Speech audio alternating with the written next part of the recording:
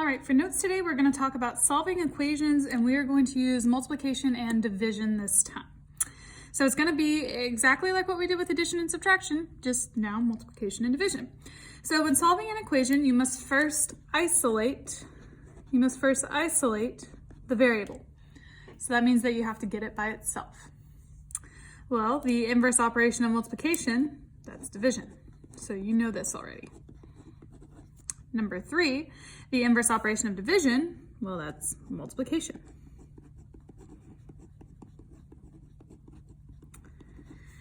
All right, so then once you find the value of the variable, we're going to check to make sure that your answer is a solution.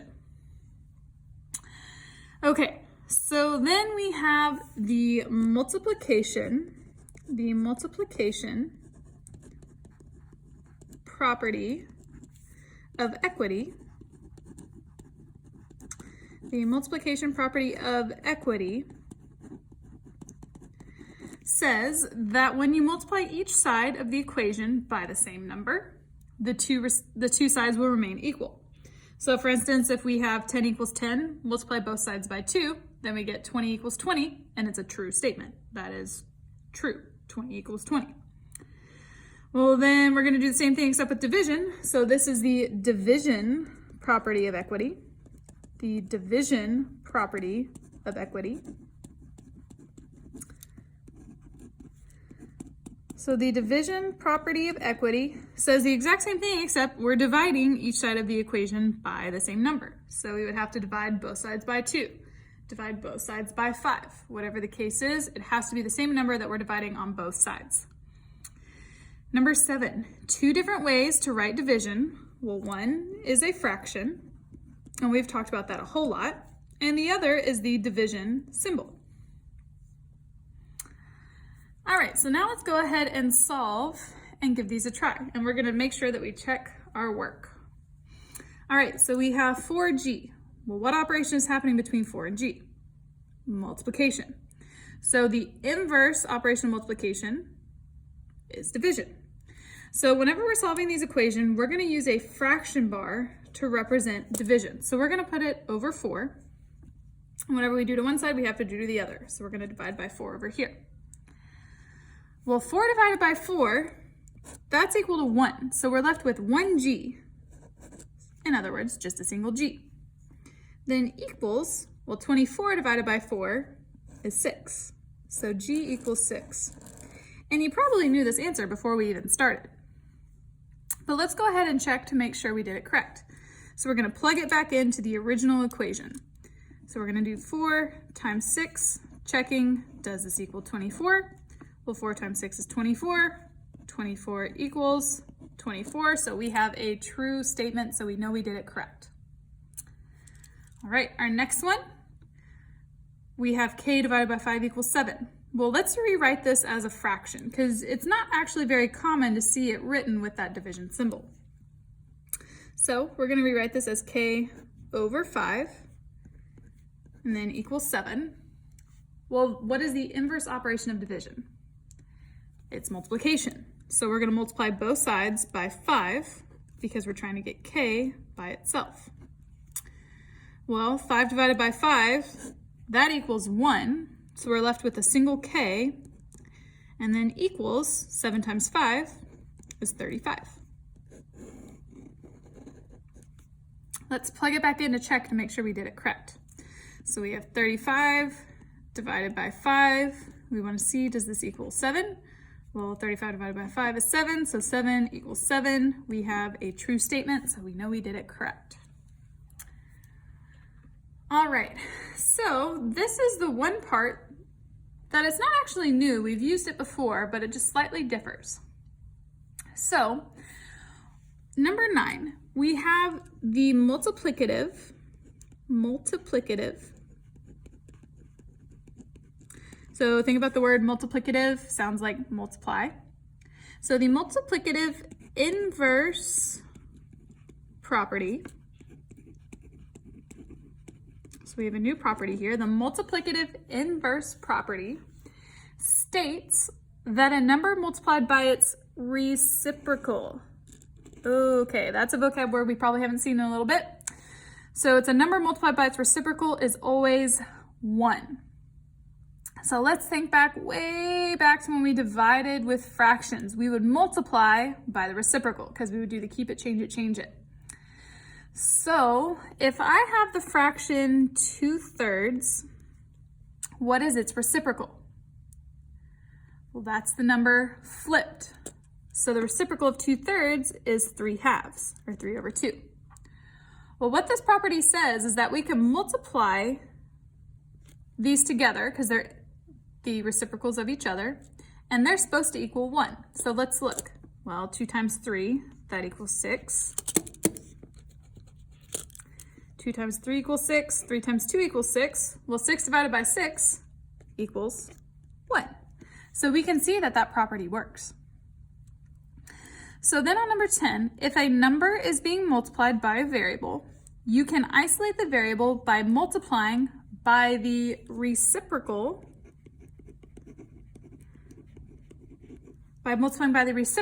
of the coefficient. So remember, a coefficient is the number in front of the variable. So let's try this on this example. So the coefficient of this equation, well, it's the number in front of the variable, so our coefficient is 1/2. So the way we're going to isolate g is by multiplying by the reciprocal of this number. So the reciprocal of 1/2, well, that would be 2/1.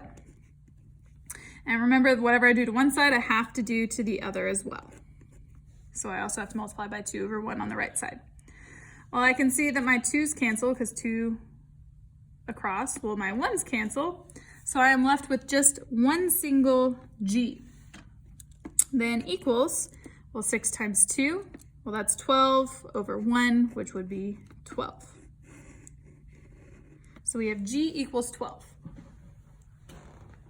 Well, now let's check it. So let's plug it back in to the original. So we have 1/2 times g. Well, we said g is equal to 12.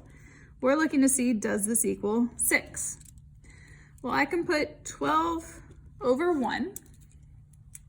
And now let's see if we can simplify before. So let's check those cross pairs for simplification. Well, 2 and 12, they both share a factor of 2. So let's divide both of them by 2. So 2 divided by 2 is 1. 12 divided by 2 is 6. So now we can multiply with these smaller numbers. So we have 1 times 6, well, that's 6. And then 1 times 1 is 1. So we can see that 6 equals 6. So we have a true statement. All right, let's flip over and get some more practice.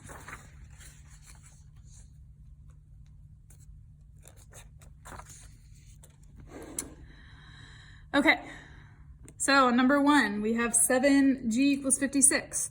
What is the inverse operation of multiplication? It's division, so we're going to divide by 7. So we can see the 7's cancel, so we're left with g is equal to 56 divided by 7, which is 8. Let's plug it in and check. So we're going to do 7 times 8. Does this equal 56? Well, 7 times 8 is 56, so 56 equals 56, so we have a true statement. Okay, number 2, we have m/4 equals 9. Well, the operation that's happening here is division, so we would need to multiply, and so we're going to multiply both sides by 4. Because remember, we're trying to get m by itself. So I can see that my 4's cancel out to 1, so I'm left with 1m. So just a single m, and then 9 times 4, which is 36. So m equals 36. And now let's check. So we're going to plug it in. 36/4, does this equal 9? Well, 36 divided by 4 is 9, so 9 equals 9. We are good to go. Okay, number 3. Remember that new multiplicative inverse property. We can take the number that's in front, so that coefficient, and multiply by its reciprocal so that it equals 1, and we cancel it out. So what's the reciprocal of 3/4? It would be 4/3, so we're going to multiply by 4/3 on both sides. Okay, we can see our 4's cancel, and then our 3's cancel, so we're left with one single h. Well, now we can put 15 over 1. Let's check those cross pairs to see if we can simplify it all. Well, 15 divided by 3, we could do that. So divide both by 3, so we'd have 1 and then 5. Now we multiply with those smaller numbers. So 5 times 4 is 20. 1 times 1 is 1. So it'd be 20 over 1 or just 20. So h equals 20. Now let's check. So plug it back into the original. So we have 3/4 times 20. Checking to see if this equals 15. Well, let's put 20 over 1. Then we can check the cross pairs, see if they simplify. Well, I can divide both of those by 4. So I can do 4 divided by 4, which is 1, 20 divided by 4, which is 5. Well, then we now have 3 times 5, which is 15, 1 times 1, which is 1. So we get that 15 equals 15. So we did it right. All right, and then lastly, number 4, we're gonna do the same thing. So we're going to multiply by its reciprocal. So the reciprocal of 3/5 would be 5/3. Do that on both sides. So we can see our 3's cancel, our 5's cancel, so we're left with a y on the right side. Well, now on the left side, let's put 12 over 1. And we can check those cross pairs. So we can see that 3 and 12 share a factor. So they both share 3. So 3 divided by 3 is 1. 12 divided by 3 is 4. So then we have 5 times 4, which is 20. 1 times 1, which is 1. So we get that y is equal to 20. All right, and the last step, let's check. So we're gonna plug it back in. So we're checking to see if it equals 12, and we're doing 3/5 times y, which we said y is equal to 20. So 3/5 times 20. Then let's put 20 over 1, and we can go ahead and check those cross pairs. We can divide both of them by 5, so it becomes a 1, 20 becomes a 4. Well, 3 times 4 is 12, and then 1 times 1 is 1, so we get 12 equals 12. So we have a true statement and we are good to go.